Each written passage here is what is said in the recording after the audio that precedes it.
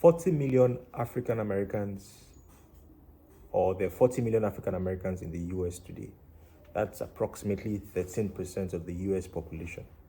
So what is interest or what the interesting thing, if I bite my tongue, the interesting thing about this 40 million African Americans is that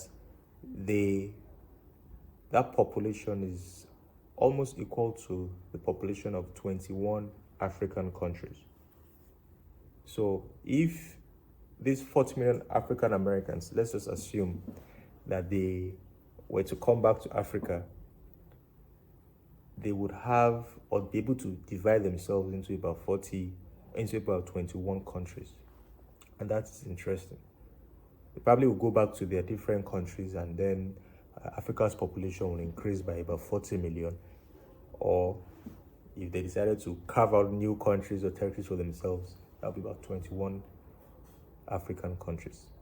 So it just shows you that the United States, with 300 million people, still has about 21 African countries living in there, made up of Black Americans or African Americans. So that got me thinking. In one of the recent or past videos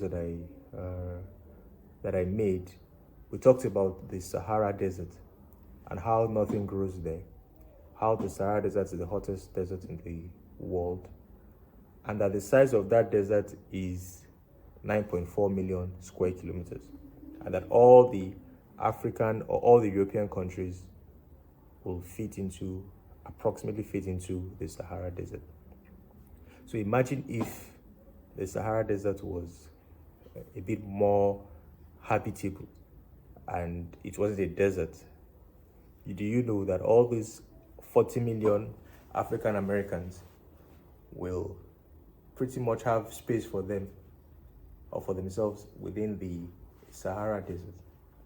So these are some of the thoughts that I think about sometimes when you think about how history played out itself. If there was no slave trade, if the whites or the Europeans didn't come to Africa, there was no migration of our African brothers and sisters, how would the geography of the world look like? What would be the population distribution in Africa? And what people need to understand is that you don't just have African countries, or you don't just have blacks living in African countries. For instance, the most populated black nation in the world is Nigeria. And you would ask yourself, why do you call it the most populated black nation in the world? Why don't you just say the most populated black nation in Africa? The answer to that is because there are many other black nations that are not on the continent of Africa.